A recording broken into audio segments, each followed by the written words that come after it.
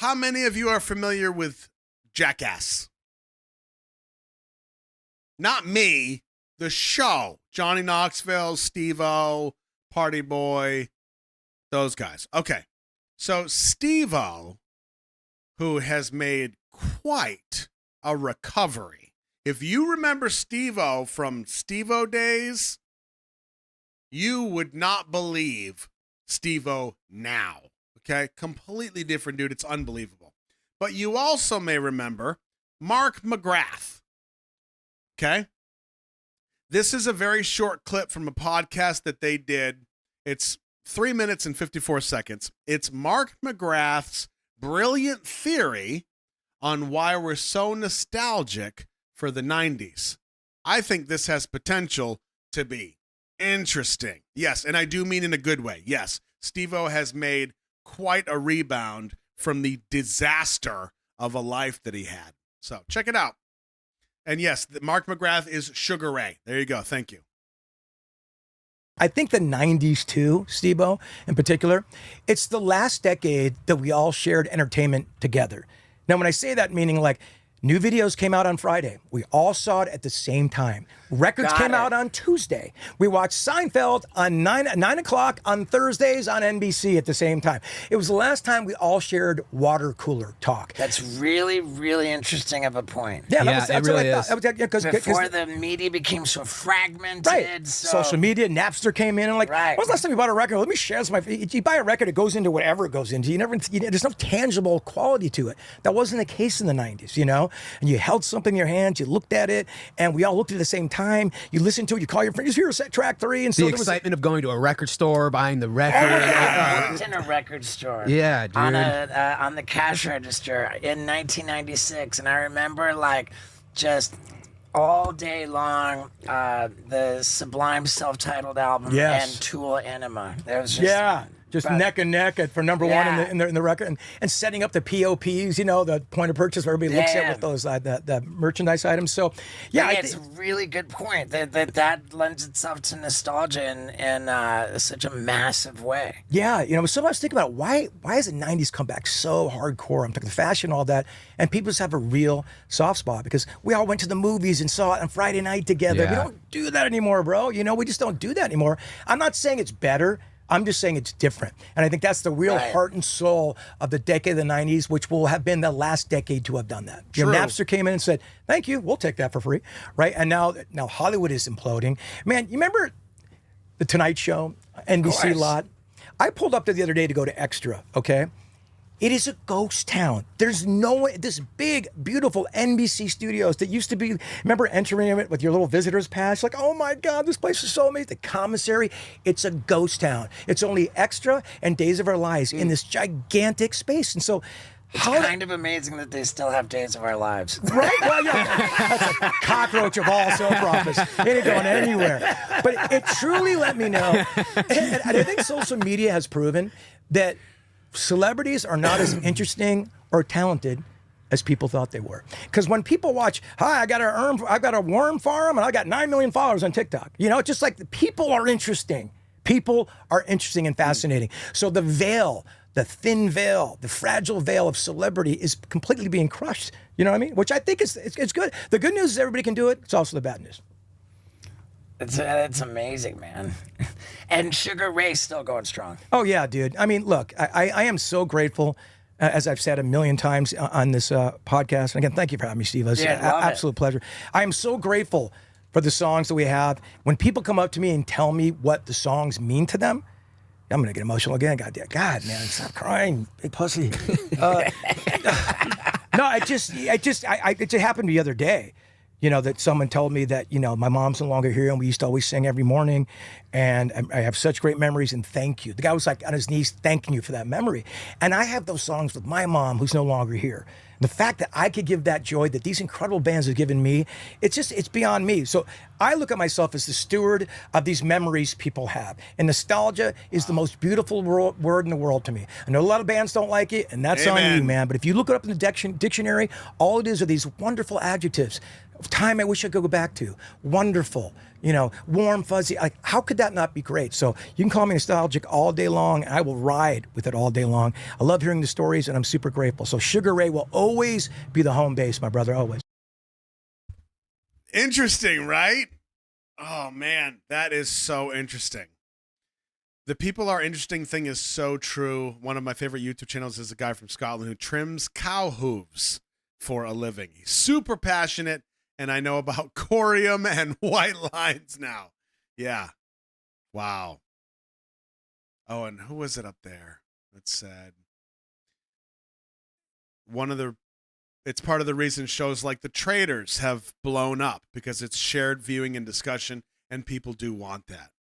Yeah, shared culture that people can relate and talk about. It's real, it's not digital. Oh, Matt, I loved your comment. I very distinctly remember the moment where Ross and Rachel from Friends got together because everyone on my dorm floor was watching it with their room doors open, and you heard everybody reacting. That is huge. Yep. It really was a different time, I do think that's wicked interesting.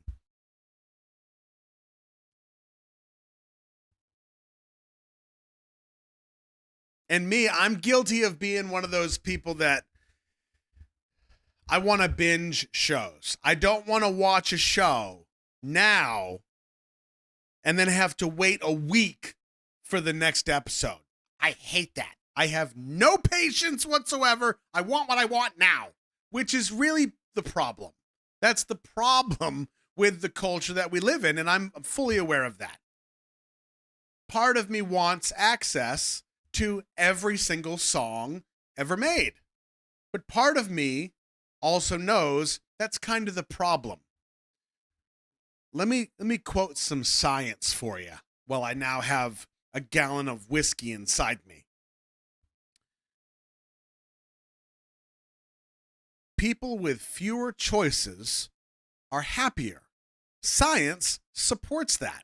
Fewer choices make you happier. That's interesting. I mean, and here we are, and we're in this, most of us in this, massive culture of just infinite availability and accessibility, and yeah.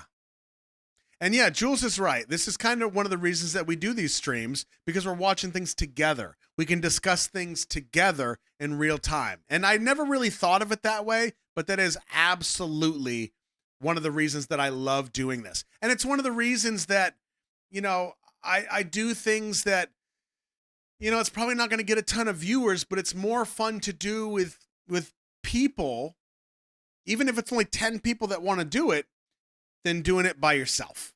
We play World of Warcraft. We kill zombies. Yeah, it doesn't pull in a couple hundred people, but the people that are here are having fun. And it's more fun to do it that way than it is with just me sitting here, click, click, click. I hit him in the face. It's different. Yeah.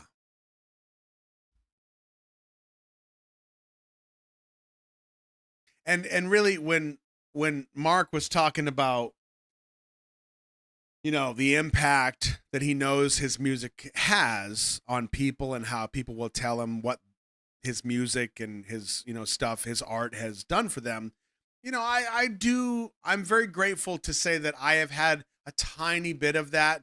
And I mean, very tiny. This guy is a legend. But even just the occasional comment where people say, I love the channel. It feels like home. You got a good crew.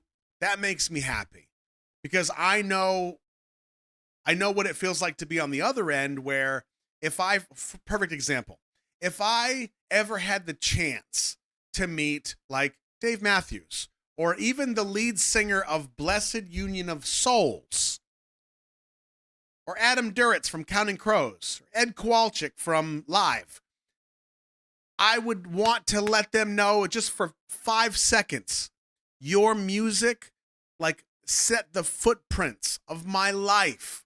Thank you for that. And that's it. That's all I need to say. And then just let them go about their way. I mean, music has such a massive impact on our lives. And I really do believe that the way that we do it here, and I'm so proud of, is we're able to take the things that are already kind of making our life better, or better yet, even things that we think are kind of going away. Community experiences, difficult conversations, honest conversations, authenticity,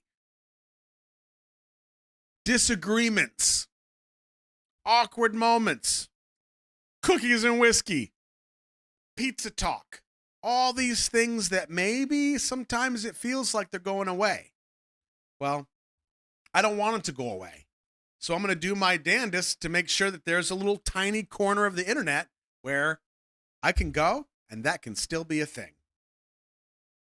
Thankfully, you also have the address. So here we are. Oh, that made me happy. That was a good video. I enjoyed that.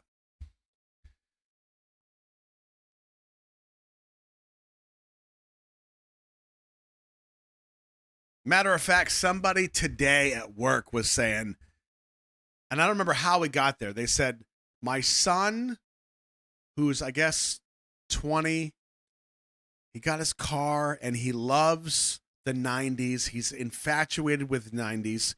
So he's buying Pogs and he's buying marbles and Marvel cards. And it's great. I think it's awesome. He said he saved his money and for his car, he bought a CD changer. Okay? It's 2026. This cat's like 19 or 20 years old, and he buys a CD changer for his car. And he's like, Dad, the technology's crazy. And I'm like, that's amazing. And he's like, yeah, I'm hoping he gets to the point where he's got like a big ass fat binder of CDs that he's collected. You know what I mean? And then like you make a mix CD of all your favorite songs. Yeah, there's such a charm in that, because like you have to be more choosy. It's not just everything. It's not the mediocre. You only have so much space. So you decide what you're going to keep. Now, you might have some stuff that you just don't want to get rid of. It's good enough to keep, so it stays in the binder, back seat. But your premium CDs, your go-tos that you could throw in and put it on loop for all day, those go in your visor. You get yourself a little visor CD holder, might hold 10 CDs. You'll stuff 20 in there. But those are your primes, because then at any point you're like, I want this one. Slide it in, put the old one up, and you got like 20 stuffed in there. Yeah, they're all scratched to hell. Yeah, but they're still trucking. You might have to pass track 8 because there's a giant gash in it. But when we only had 10 CDs or 50 CDs or whatever it was, you were happy to have those.